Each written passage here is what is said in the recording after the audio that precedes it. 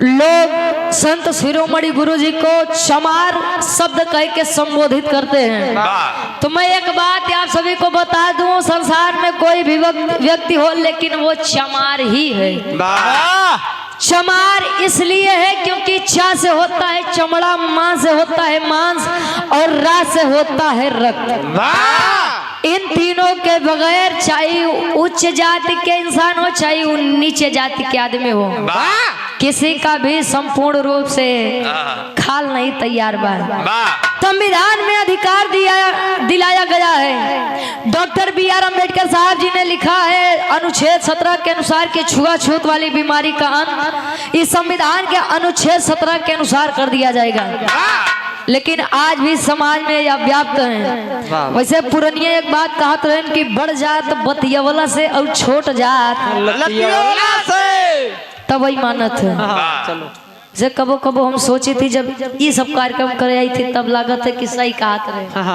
काहे कि इनका लोग का ढेर इज्जत दे दे बा, तो सोच ली है कि 2 टाइम कैसे 300 रुपया 400 रुपया दिहाड़ी मिल जाए, एक टाइम का खाना मिल जाए, खाना के साथे साथे बस ज्ञान मंदिर वाली तनी मदिरा मिल जाए 75 वाली, वही में हमार जीवन कल्याण बा। त्यावा तनी सा भाव बने 4 लाइन कवि जी भूमिका के अंदर भाव देते हैं। कैसे?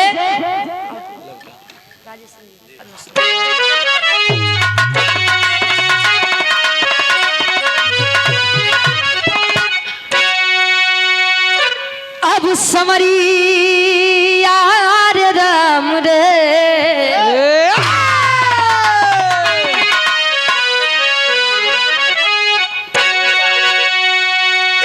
अब समरी यार राम रे,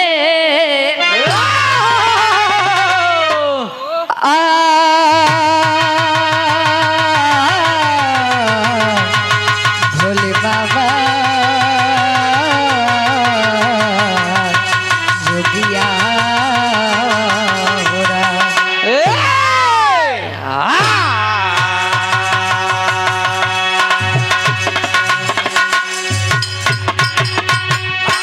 जिस ईश्वर को आप लोग कोसते हैं कि अरे ईश्वर नहीं होते हैं, जो आप लोग कहते हैं कि ईश्वर कुछ होते ही नहीं है, तो उनके लिए बिरहा हमारा एक सीख है। मन में तोरे राम बा बगल में तोरे छुरी बा, तो ईश्वर कहीं जा साले।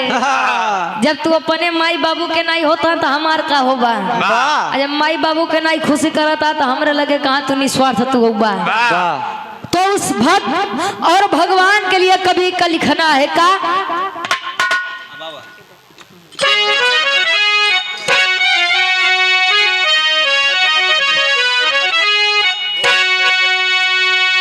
अरे जाति ईश्वर ने जग में बनाई नहीं, जाति मनुवादियों की यहाँ चाल है। जाति से कोई छोटा बड़ा है नहीं, रक्त सबका वही सब वही खाल है। जन्म से जाति होती नहीं थी यहाँ, कर्म से जातियां सच्चा ये हाल है।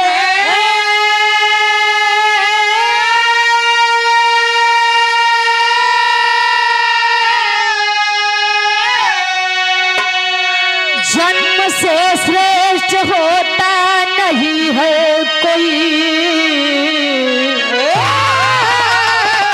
कर्म गर्वित है करता मनुष्य छाल को।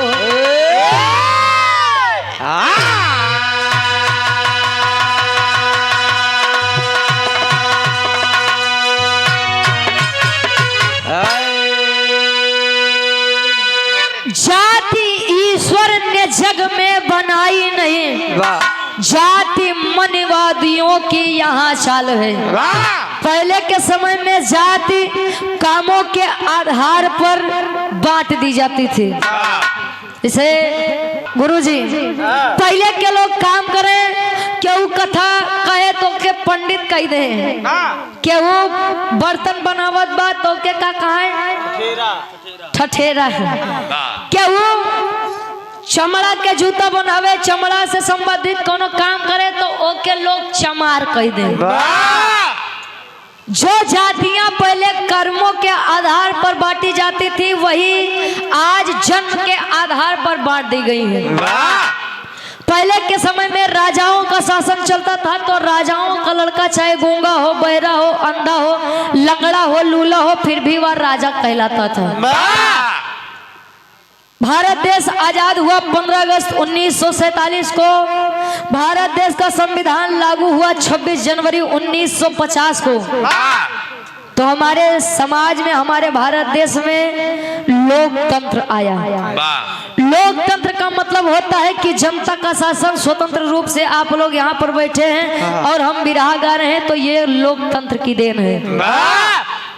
जहाँ पर सरकार से जनता डरती है वहां पर तानाशाही सरकार होती है, और जहां पर सरकार जनता से डरती है वहां पर स्वतंत्रता होती है। लेकिन हमका तो नहीं लागत बा कि आज के समय में कोनो स्वतंत्रता बा। सोना के दाम देखा था इतना दिन पर दिन महंगा हो जात बा, गरीब घर के इंसान कैसे शादी करी बा। कवि जी बड़ी बढ़िया गजल के भाव देते हैं नहीं संसार के बदे कैसे।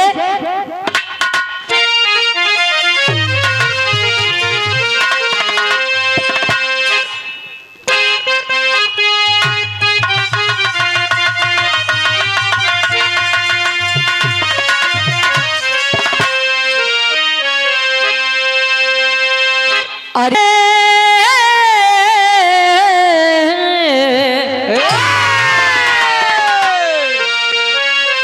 यही एक आकाश सत्य है, चाहे वो तब कहो चाहे आज कहो, लेकिन आकाश सत्य यही है।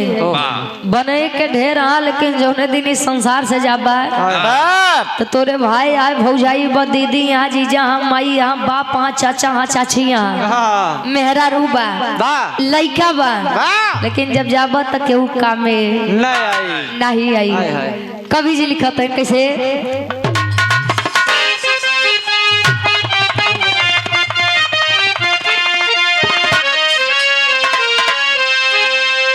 अरे जिंदगी में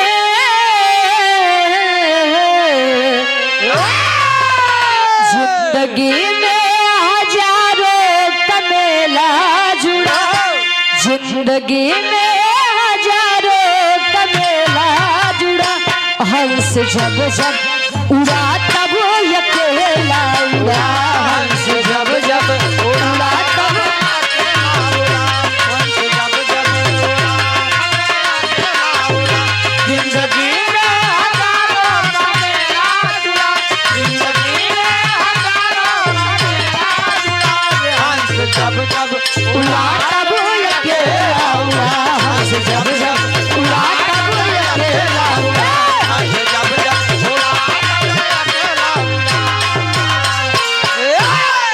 जिंदगी में हजारों का मेला जुड़ा, हंस जब जब उड़ा तब अकेला उड़ा, अकेला उड़ा। कवि का भाव है भक्त और भगवान के बारे में कैसे।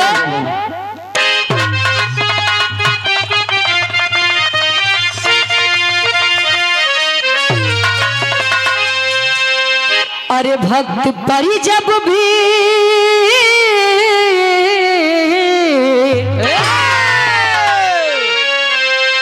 अरे भक्त परी जब भी संकट है छाया, यहाँ उंगली प्रभु ने पकड़ कर ही चलाया, यहाँ उंगली प्रभु ने पकड़ के चलाया, प्रभु ने पकड़ कर चलाया, भक्त पर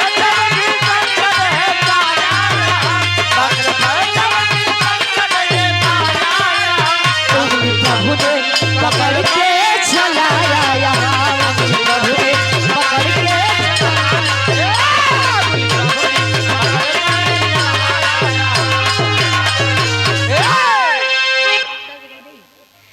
कहे भक्त उठाया यहाँ, उंगली प्रभु ने पकड़कर चलाए यहाँ।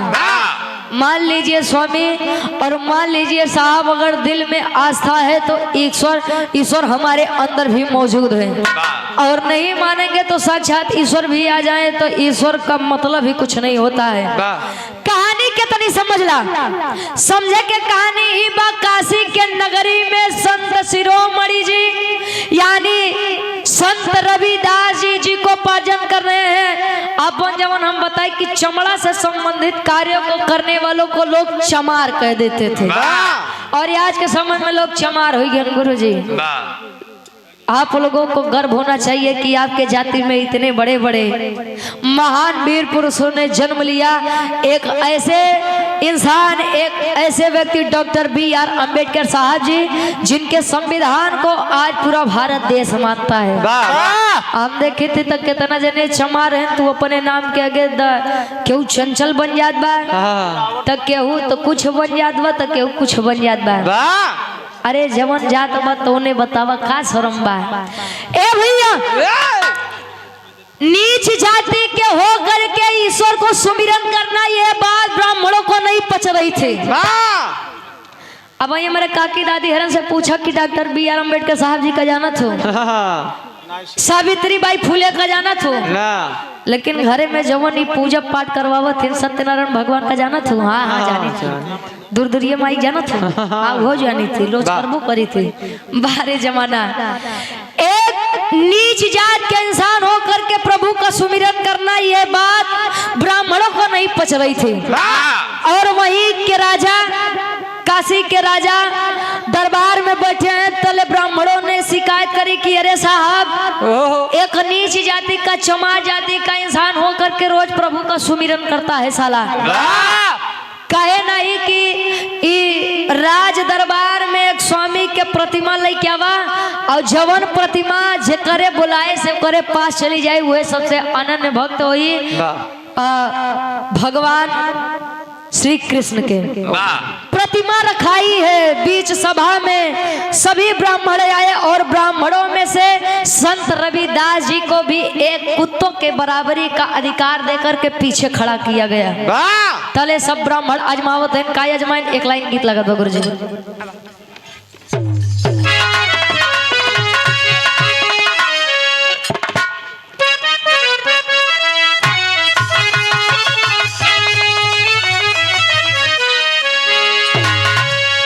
राजा काशी नरेश के दरवाजे पर श्री हरि यानी भगवान श्री कृष्ण की प्रतिमा रखी गई है। प्रतिमा रखी गई तो ब्राह्मणों का तांता लगा है। ब्राह्मण अपने आप को इतना बढ़िया समझते थे कि हम बुलाए ले तो स्वामी हमारे लगे आ जाए, और यही घमंड हुआ था दुर्योधन को कि मैं बुलाऊं और कृष्ण न आए, हो नहीं सकता। लेकिन दुर्योधन के 56 व्यंजनों को ठुकरा करके गरीब विदुर के घर जाना पसंद किया था भगवान श्री कृष्ण ने। एक लाइन कवि जी लिखते हैं, भगवान कन्हैया गोकुल नगरी छोड़ के वृंदावन चला गए राय बदे, तले सारी गोपिकाएं बिरहा में कह रही हैं, क्या कहें?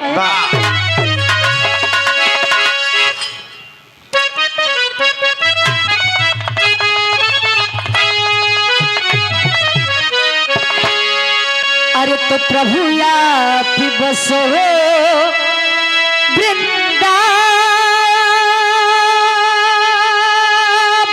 में,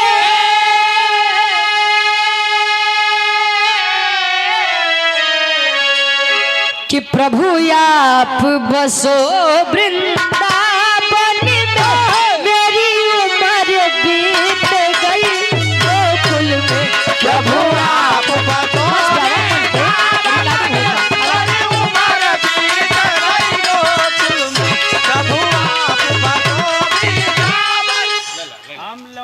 सभा काशी नगरी में राजा काशी नरेश के दरबार में मूर्ति का आयोजन रखा गया। तले होता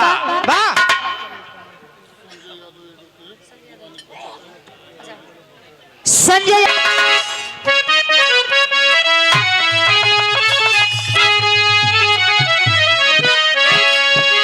अरे काशी के है बाभन रट रामा,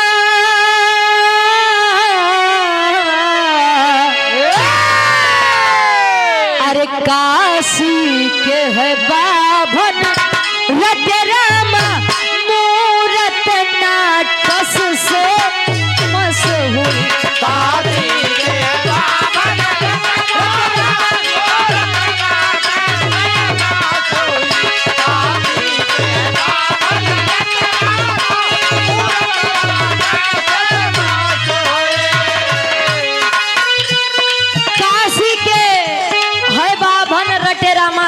हरे कृष्णा हरे राम हरे रामा हरे रामा हरे कृष्णा।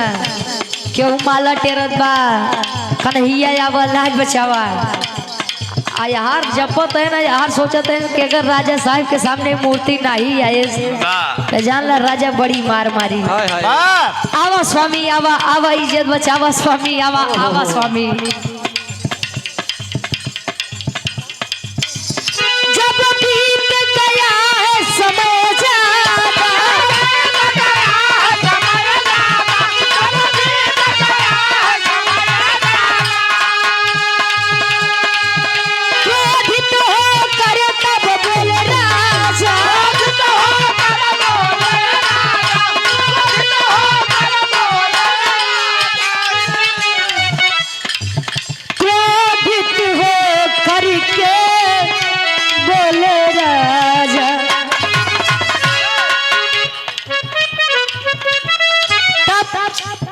अब बंद करो अपना ड्रामा।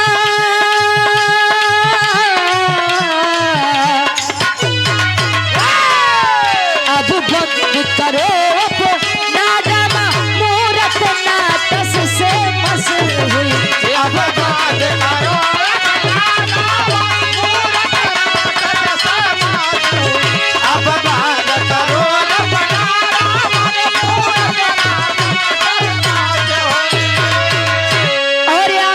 सम्मानित। अब बीत गया समय ज्यादा, जितने ब्राह्मण वर्ग के लोग हैं सभी लोग स्वीकार रहे हैं स्वामी आ जाइए।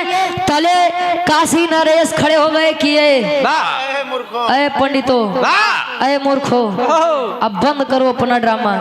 देखिए ये बात किसी जाति से संबंधित नहीं है, संबंधित यह है कि जो लोग अपने आप को विद्वान ब्राह्मण बताते हैं उनकी बात मैं कर रही हूँ।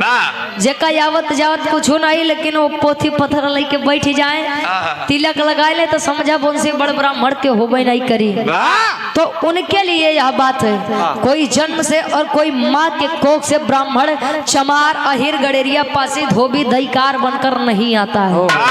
ये बात आप लोग जितनी जल्दी समझ जाए उतना ही अच्छा होगा। सबकी बारी खत्म, अब बारी आई है उस छोटे से नीच जाति जिनको लोग चमार शब्द से नवाजते थे। आप संत शिरोमणि गुरु रविदास गुरु जी की जब पारी आई उन्होंने बस इतना कहा, स्वामी अर्जी हमारी है मर्जी आपकी है, चाहे तो आप अपने इस भक्ति की लाज बचा लीजिए और आप चाहे तो इस भरे दरबार में मेरी लाज इन लोगों के सामने कुचल दीजिए। तले इतनी बतिया सुन के होत का टेरी के भाव में कवि जी लिखत है,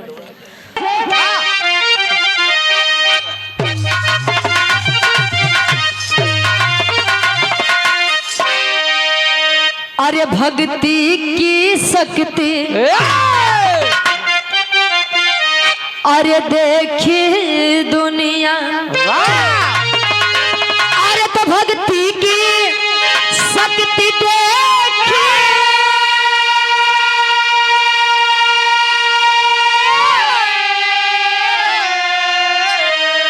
अरे तो भक्ति की शक्ति देखी दुनिया, तो भक्त हंसकर से जग की सभी चुनौती।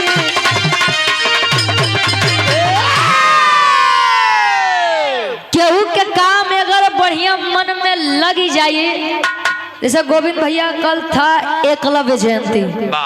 एकलव्य भी आदिवासी समाज से बिलोंग करते थे।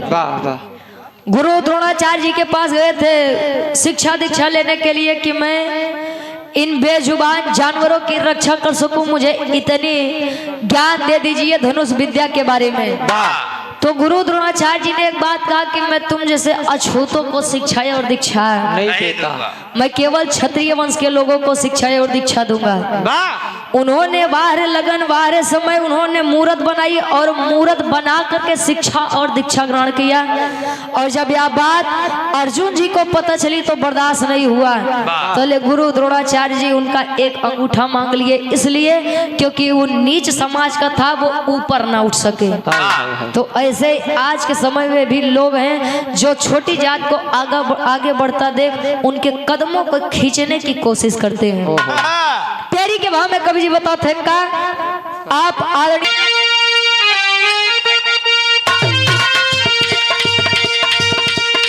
यही बात हुई है शिरोमणि गुरुजी रविदास जी की, चाहे तब बचाई लेबा आ चाहे तब बेइज्जती करवाई लेबा। तले होत का बेजवार मूरत कन्हैया जी के मूरत तब तक हलचल मचत बा। कैसे मूरत चल कर पास गई,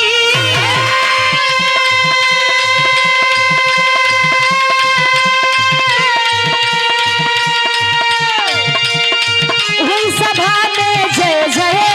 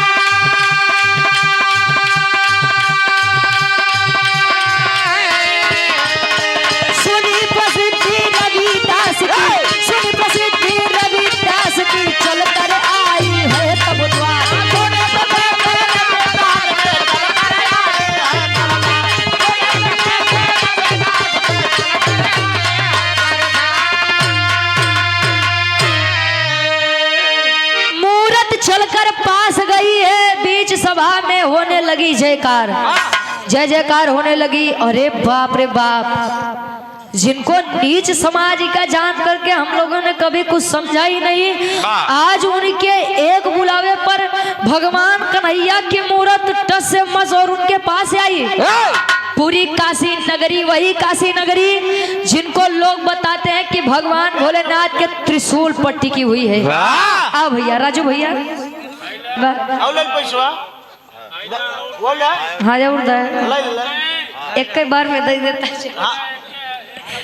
अच्छा ठीक, अब कुछ देर बैठा जब कहा तब दे। हाँ बहुत सम्मान करता, बस हमारे बिरयावा कैसे समझ में आई जाए महाराज।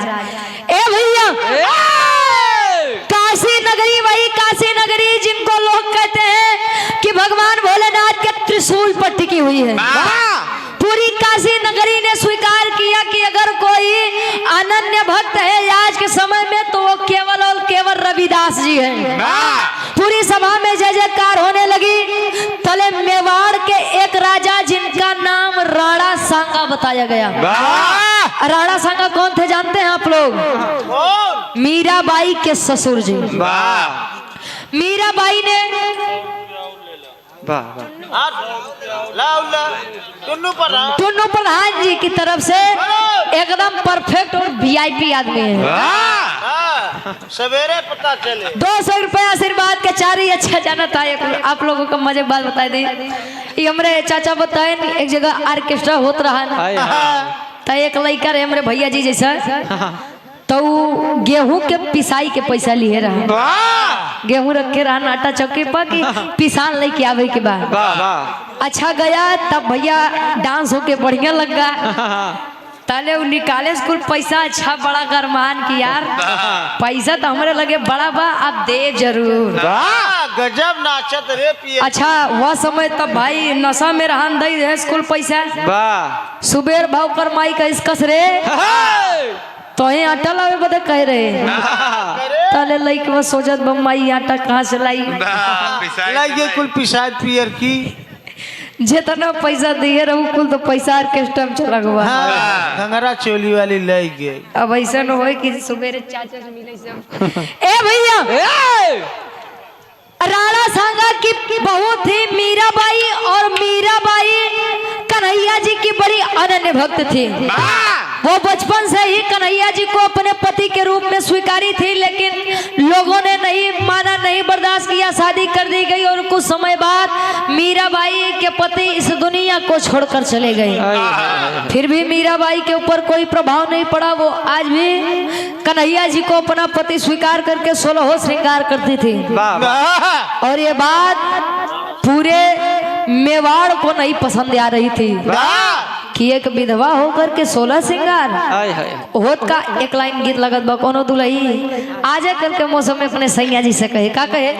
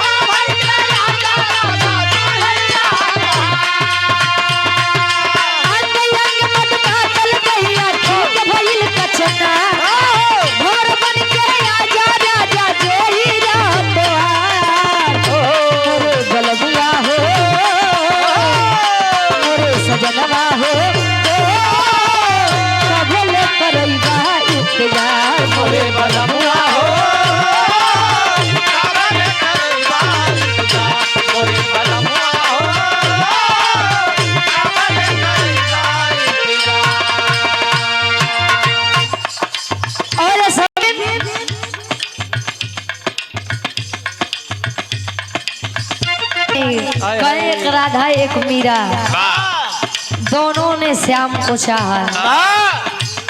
अंतर क्या प्रीत में बोलो, एक प्रेम दीवानी तो एक तरस दीवानी। क्या बात है, ये होता है प्रेम। मीराबाई जब इतनी बात पता चली कि संत शिरोमणि गुरु रविदास जी को लोगों ने माना है कि कन्हैया के बहुत अनन्य भक्त हैं, कुल राज अपना सब कुछ न्यौछावर करके चली हैं रविदास गुरु जी के शरणों में। ताले पहुंच के मीराबाई एक बात कहे, का कहे,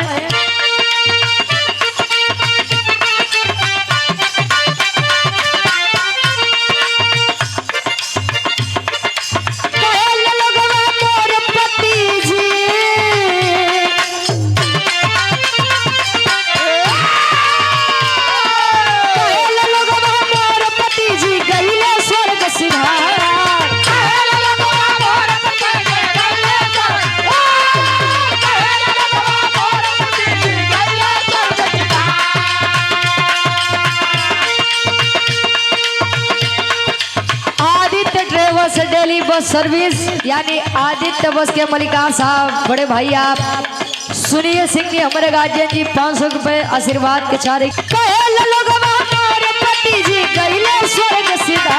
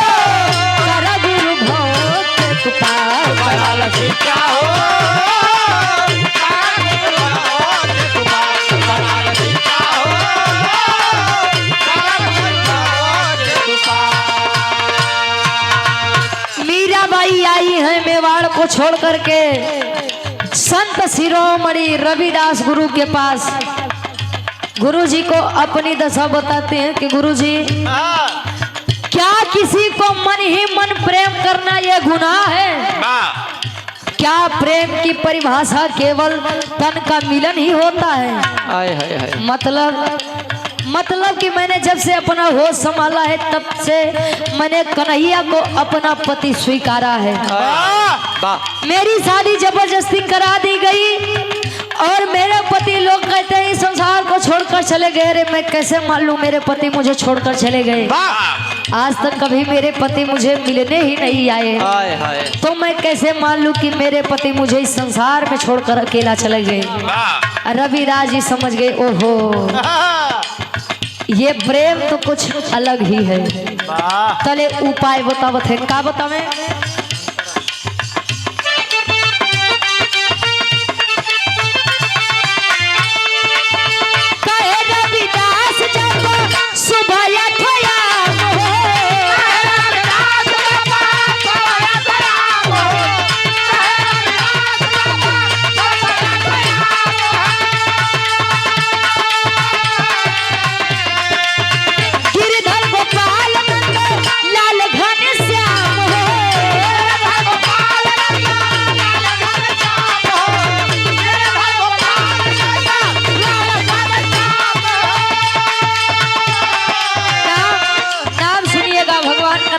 कवि जी क्या क्या नाम बता रहे हैं? गिरिधर, गोपाल, नंदलाल, घनश्याम, 4 नाम हुआ। अभी 3 नाम और है। कवन नाम?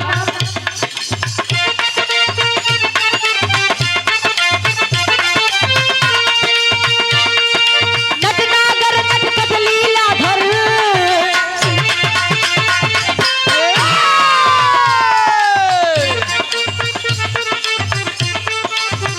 और इसका नटनागर, नटखट, लीलाधर, 7 नाम।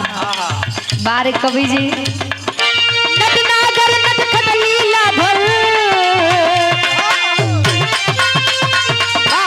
बेटा मैं किसी की नैया भाव से पार नहीं कर सकता। बाबा चलाने वाला एक है, नचाने वाला एक है, नैया में लाने वाला एक है, और नैया से पार कराने वाला भी एक है। और वो कौन है?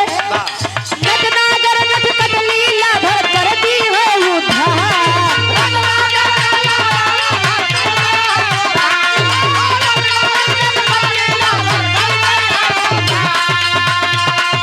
नटनागर, नटखट, लीलाधर करती है उद्धार। बदल शिष्या हो, बदल शिष्या हो,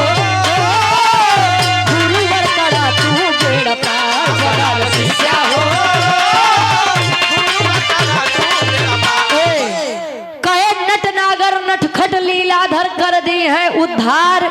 उन्हीं का नाम रटो, उन्हीं का जाप करो बेटा, नैया अपने आप भाव से पार हो जाएगी। ये मैं नहीं, अपना इतिहास कहता है कि किसी को सच्चे दिल से पुकारो तो वो आता जरूर है। लोग एक बात कहते हैं साहब कि जब कोई इंसान इस दुनिया से विदा हो जाता है, यानी संसार को छोड़कर चला जाता है, तो हमें सपने में दिखाई देता है। हाय हाय हाय। वो सपने में हमसे भेंट करने आता है, इसलिए क्योंकि हम उसे सच्चे दिल से मानते हैं और सच्चे दिल से याद करते हैं। और उठने पर सपना भी गायब और वो व्यक्ति भी गायब। इससे यह पता चलता है कि आज भी वह महान आत्मा हमारे आसपास भटक रही है। अरे भैया, मीराबाई रविदास जी की बातों को अमल कर रही हैं। अपने मेवाड़ नगरी राणा सांगा के दरवाजे फिर से लौटी हैं और उनके साथ प्रताड़ना हो रही है, उन्हें प्रताड़ित कर दिया जाता है। कोने कोने चीज से। आखिरी गीत बा और यूट्यूब पे गीत हमारी आवाज में बड़ा वायरल बा, बड़ा प्यार दुलारी आप लोग देता कैसे।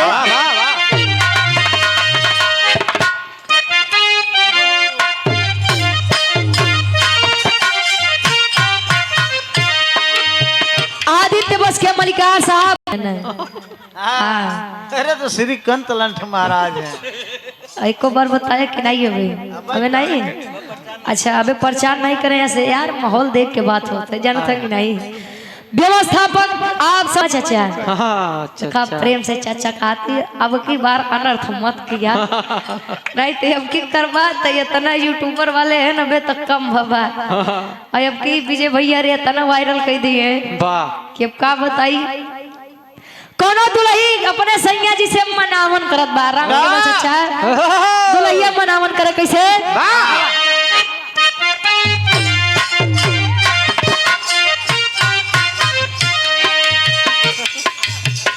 राजा हो तो है कैसे मनाई राजा हो तो है कैसे मनाई राजा हो तो है कैसे अरे रतियै में हमरे न लागयो गाई दुल्हा हो आहो ओहो बात के अन्यथा मत ले जाएगी आत्मा रूपी दुल्हन और परमात्मा रूपी दुल्हन के वर्णन बा यहाँ केतनो दाढ़ी मोछ रखोबा केतनो लंबा दाढ़ी मोछ रखोबा उहाँ खातिर सबको दुल्हने यहाँ दुल्ही नहीं हो दुल्हन सबका पिया एक कवन वाली पिया 75 वाली अब एक जने खराब होता तो सब लोग तो ली अच्छा नहीं पता बा तुलसी पूछला ए वो पिया नहीं यार पिया का मतलब परमेश्वर परमात्मा अरे रतियै में हमरे न लागयो गाई दुल्हा हो तो है कैसे मनाई दुल्हा हो तो है कैसे मनाई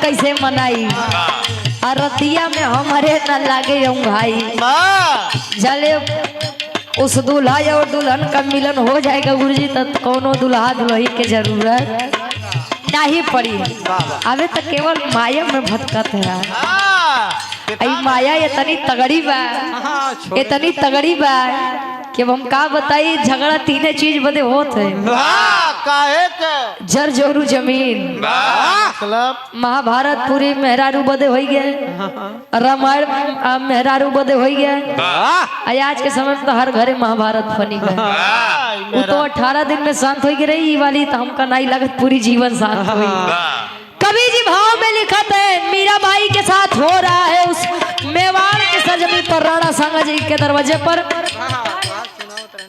और हो तका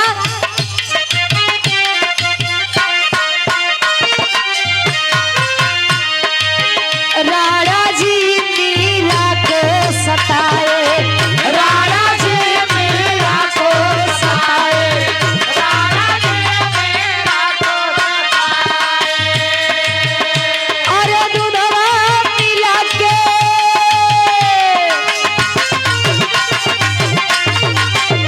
अरे दूधवा मिला के जहर है पिलाए अरे दूधवा मिला के जहर है पिलाए राणा जी मीरा को सताए राणा जी मीरा को सताए राणा जी मीरा को सताए कहे राणा जी मीरा को सताए दूधवा में जहर दे के पिलाए कभी दूध में जहर मिला के पिला देते हैं तो कहीं पुष्प के उस पहले के लोग एक छोटा से लेके चला तो को लोग अपने तरफ डोलची का है छोट से रात टोकरी रहा है डलिया अच्छा हाँ तो छोड़ के रहा तो के कहा है तो लोग पूजा पाठ करे बदे जाए तो फूल तोड़ के वहीं में रख ले तो कहीं उस डलिया के अंदर सर्प को छोड़ दे वाह वाह तो कहीं कुछ और हर बार यही होता है कि भगवान कन्हैया की असीम कृपा हो और मीराबाई हर बार बचे। राणा सांगा भी हार मान गए कि है लड़की ओए मैंने तुझे मारने की इतनी कोशिश की तेरे साथ आखिर गलत होता क्यों नहीं है। तले मीराबाई कहीं कि जले गुरु साथ बा जले वो ईश्वर साथ बा त काहे केहू के कर कुछ बिगाड़ पाई। वाह वाह जेकर राम ना बिगड़ी है ओकर लोग का बिगाड़ी। जब बाहर से देवी देवता रुष्ट तैयार वाले केतनो बने हैं वो बने के तैयार नहीं बा।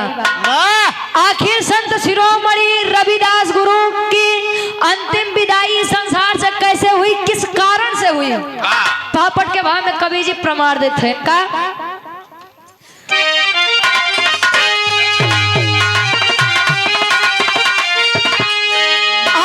सुने रविदास ब्राह्मण के अब कथन मानव व्याकुल बा।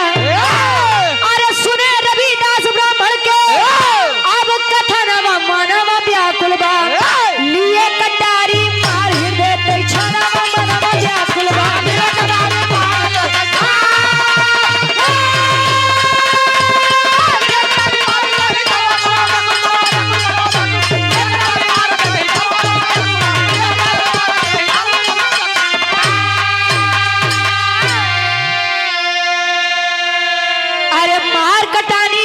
छिरा वही रक्त की वह धार हो तन के अंदर से तेरी छन जने एक निकार हो।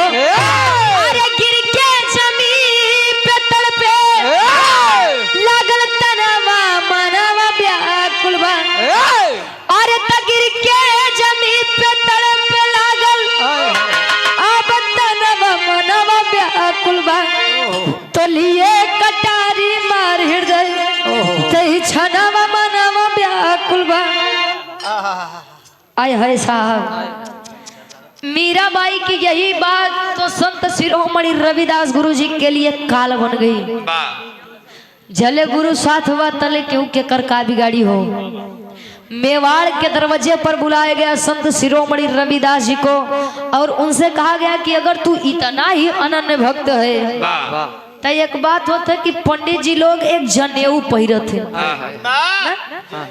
जनेऊ पहनते हैं इसलिए कि वो उनके पंडिताई के पक्का प्रमाण बा। काहे कि अगर काशी के लोगों ने तुझे बड़ा भक्त माना है तो बता तेरी जनेऊ कहाँ है। काहे जनेऊ हमारे पास भी है। अंग के सारे वस्त्र उतरवा दिए गए कहाँ है जनेऊ जरा बताओ। जनेऊ तो सबके पास है बस देखने का अपना अपना नजरिया होना चाहिए। मतलब है कि मेरा जनेऊ मेरे हृदय में है। देखना चाहते हो दिखाऊं मैं आपको। पूरी सभा लालहाइत है कि साला झूठ बोल रहा है। किसी के हृदय के अंदर जनेऊ होता है मैं मान नहीं सकता हूँ।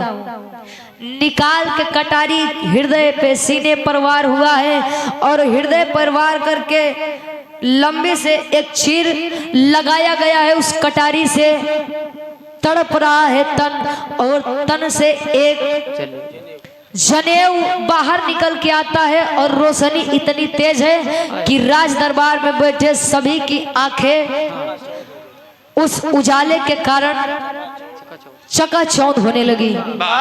जनेऊ जब शरीर से बाहर निकला अंत समय मीराबाई देख रही है कि मेरे गुरु के साथ इतना बड़ा दुर्व्यवहार इसलिए क्योंकि वह एक नीच समाज से बिलोंग करते थे। इसीलिए क्योंकि उनकी जाति एक चमार थी इसीलिए इस राज दरबार में उनकी जान ले उठी। बारे हमारा यह दोगला समाज कब सुधरेगा।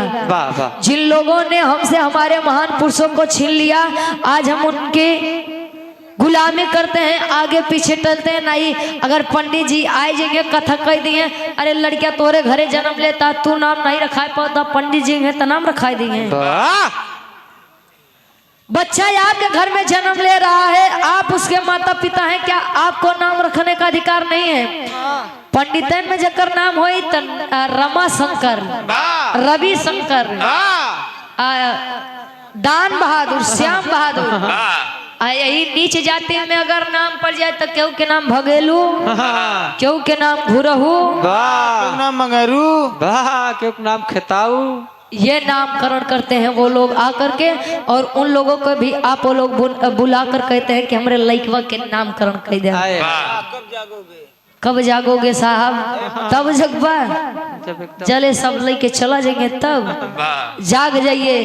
बिरहा से अगर हमारे 10 लोग भी बैठे यहाँ पर जाग गए कि यार यहाँ पर एक बात जान ला, जवन होनी बा जवन लिखा बा कभो टारे टराए नहीं। बियाह पड़त तो लोग पतरा दिखावत है, तनी पतरवा देख ले तो शुभ सही कपड़ी हमरे लइकवा के बियाह के। अजले मुसीबत आई तू पतरवा रोक ले का नहीं रोकी। यहाँ पर हमारे समाज के लोग कहते हैं कि हम रोटी और बेटी का सौदा नहीं कर पाएंगे। और लोग देखते हैं अगर वो तिवारी है तो पाठक के घरे जात बा, पाठक है तो द्विवेदी घरे जात बा। वो लोग कहिए अगर समान बिरादरी में बिया कह दे तो हमले लोग के नहीं सहाय आए हम बिया कर खोए। जैसे बताते हैं कि हर जाति में 7 जातियां पाई जाती है। जैसे हमारे अहिर खानदान में, हमारे अहिर बिरादरी में 7 जाति पाई जाती है। तो ग्वाल वंश के लइका बा गोत्र कर ग्वाल रही तबे बिया होई, नहीं तो ना होई गोहलिया खिया ना होई। बारे जमाना उ ग्वाल वंश के बा भक्तिया है बात भैया बिया ना हो पाई, काहे बरे लड़के गोत्र नहीं मिलत बा बारे जमाना। और यही तड़पते हुए रविदास जी ने एक बात कहा था उन खोखले समाज से, उन धर्म के ठेकेदार वालों से। क्या कहा था? आखिरी भाग खड़ी के भाव में कवि जी लिखते हैं। आदित्य बस के मलिकार साहब आप सुनिए।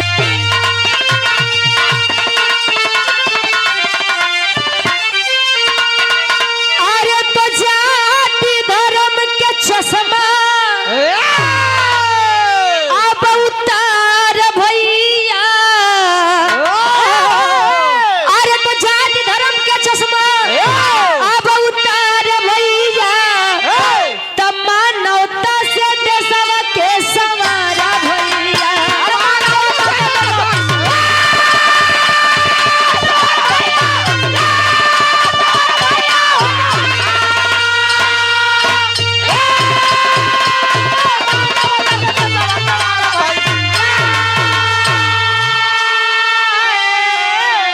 अरे तो 4 दिन के जिंदगी बा हंसी बोल के चला हो, तो घात करो न केहू के संग में काटा नहीं गाला हो।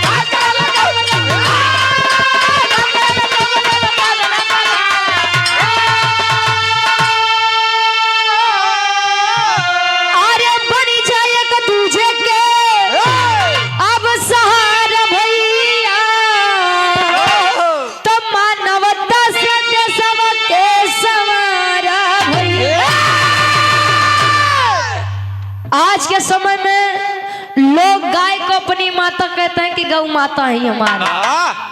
कौवे को भोजन करा दिए तो कौआ अगर खाई ले तो हमारे काका बाबा हरे भोजन कैली। हाँ पुरखन तरन तार हुई। आज के समय में लोग मानव के अंदर मानवता नहीं देखते हैं। अगर रोड पर कोई व्यक्ति गिरा हुआ है तो 10 लोग वहां पर जाएंगे तो 6 लोग वीडियो बनाने के लिए जाएंगे, तनी डाल दे फेसबुक इंस्टाग्रामों पे कुछ कमाई लेवे। बाहर दौड़ मानव हो करके मानवता अगर नहीं समझे तो इससे अच्छा कुत्ते भी तो वफादार होते हैं। कुत्ता भी अगर अपने मालिक के यहाँ नमक खाता है तो वो नमक हरामी नहीं करता है। वो भी अगर दरवाजे पर कोई अनदेखा इंसान आ गए तो वो भी भौंक के जगाता है कि साहब कोई आ गया है आप उठ जाइए। क्या हम और आप एक कुत्ते से भी गए गुजरे हैं? जले माई बाबू पलिए ठीक बा, अब माई बाबू तनी सा छोटका के ज्यादा दे दिए तब माई बाबू वो ही के मर हमारे के मत आया। देवी देवता के मूर्ति के आगे 56 प्रकार के व्यंजन, अब माई बाबू तरसा एक रोटी बिना के लइकवा हमार दे दे तब पेट भर जाए। सोच बदलिए, समाज अपने आप बदल जाएगा। जो संविधान डॉक्टर BR अम्बेडकर साहब जी ने लिखा है वही संविधान कोई उच्च जाति का इंसान लिखता तो आज उसी संविधान की लोग पूजा करते हैं। वाह और ये आज लोग बाबा साहब की मूर्तियों को तोड़ते हैं। क्यों? क्योंकि नीच जाति होकर के उनका लिखा संविधान पूरे देश में कैसे चल सकता है। समझिए अपने अधिकारों को, नहीं तो फिर वही जमाना ही जेमा गले में हांडी कमर में झाड़ू लटका के टहरबा तो केहू देखब नहीं पसंद करी। अरे जागिए आप लोग। आखिरी में खानदान के परिचय बा, फिर हमारे चाचा के नंबर रही। आवा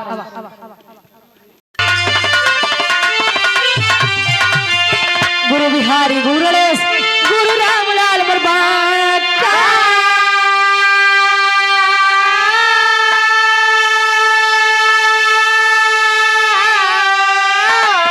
अरे दफन करे अमृत कवि दक्षिण का विजय पताका।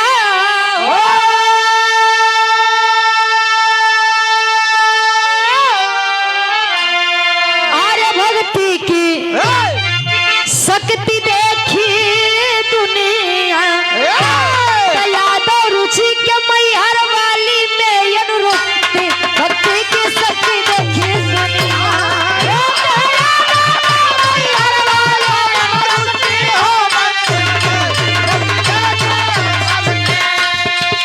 देख तेरे संसार की हालत, देख तेरे संसार की हालत क्या हो गई भगवान। कितना बदल गया इंसान, कितना बदल गया इंसान, कितना बदल गया इंसान। पहले के लोग घरे आ जाए, दरवाजे आ जाए तो लोग नमस्ते प्रणाम करके बैठावे, वाह पानी वगैरह पियाई के पूछो भैया कोनो काम मका। आज के लोग पूछो बस भैया खाए के आया है कि जाए बात खाबर। बारे जमाना देखिए वो सब वही है, लेकिन मानव में परिवर्तन हो गया है।